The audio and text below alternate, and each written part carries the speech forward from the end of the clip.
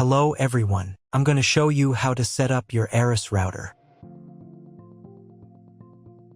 And before starting, if this video helps, please support me. I donate half of all donations to shelters. You can find more details in the description below. So the first thing that you will need to do is to turn on your router. Take the power adapter. Plug one end of the power adapter into an outlet and the other into the router.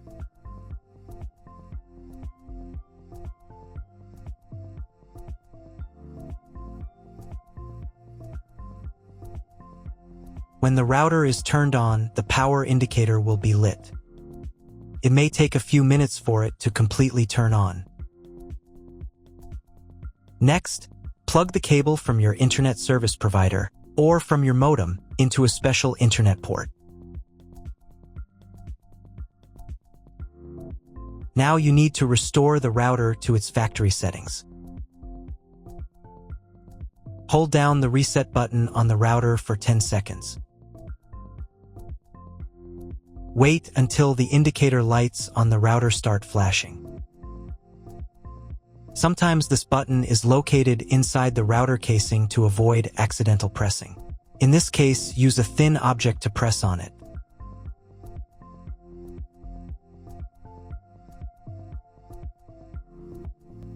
The router will restart, and the settings will go back to their original factory defaults.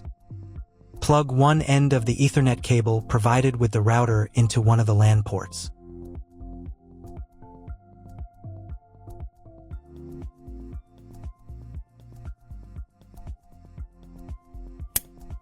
And plug the other end of the cable into your computer's Ethernet port.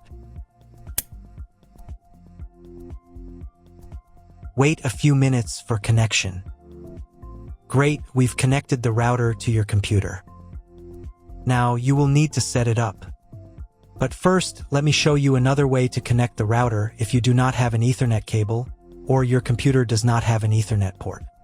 Connect the router to the power adapter and cable from your internet provider. This will enable Wi-Fi. If your router is new and hasn't been set up, your Wi-Fi network will be named after the router. Your router has a unique Wi-Fi network name and password printed on a sticker. Connect to it. Great, you've connected to the router. Now let's start setting it up.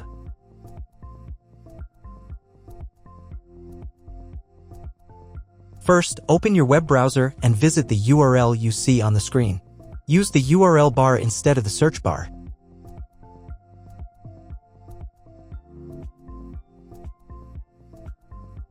At the beginning, you will see a form with a login and password.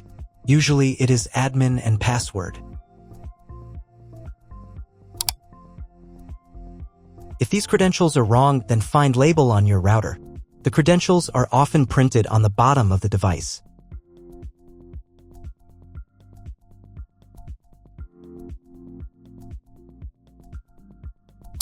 If none of this works, it means that your router has already been configured and someone has changed the login and password. If you can't find out the login credentials, just reset the router to factory settings. And then log into the router's personal cabinet using the standard credentials. If your router settings do not look like mine, it means that your router has a different firmware. I made a video for every firmware type. You can find all the links in the description down below. I want to warn you right away that there are many firmware versions and they may differ slightly. But don't worry, you will succeed. Just watch the video and follow the instructions. So, first you need to launch the Quick Start Wizard. To do this, click this button. This wizard will help you customize common Wi-Fi settings. This wizard's customization options are enough for most people and most homes. But if you have specialized network needs, you can further configure and customize your router after completing the wizard. Click the next button. At this stage, you can customize the Wi-Fi network's name and the passphrase used to connect to the network. The name must be between 1 and 32 alphanumeric characters long. If using automatic band steering, this name will apply to both radios. passphrase must contain between 8 and 64 characters. Click the Next button. If your router has 2 Wi-Fi radios, then after the setup you will have 2 networks with similar names. The 5 GHz Wi-Fi radio offers the best performance. Click the Next button. Click the Next button again. On the next page, you can change the default login credentials for the router's admin panel. If you want to change the username, check this box. Enter the new username in this field and confirm it in this field. The same applies to the password. If you want to change it, check this box and enter your new password in these 2 fields.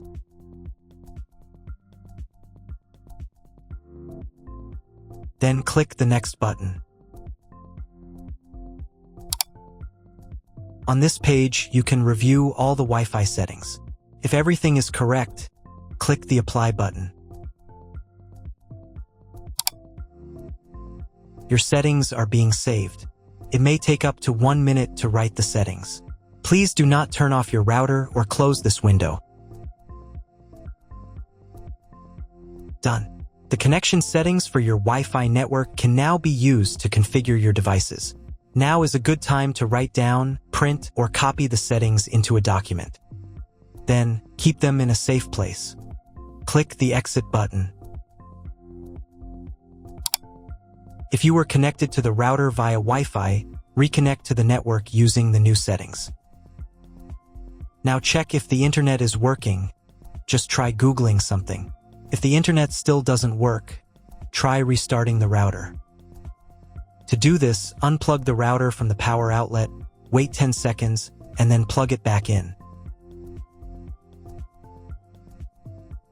Wait a couple of minutes for the router to fully start, and then try Googling something again. If the internet still doesn't work, at this point you need to call your internet provider. They will tell you exactly what type of connection you need and what additional parameters to set. For those who now have internet access, I will now show you how to set up a guest network. To do this, click on this menu item. To enable the guest network, select Enabled here.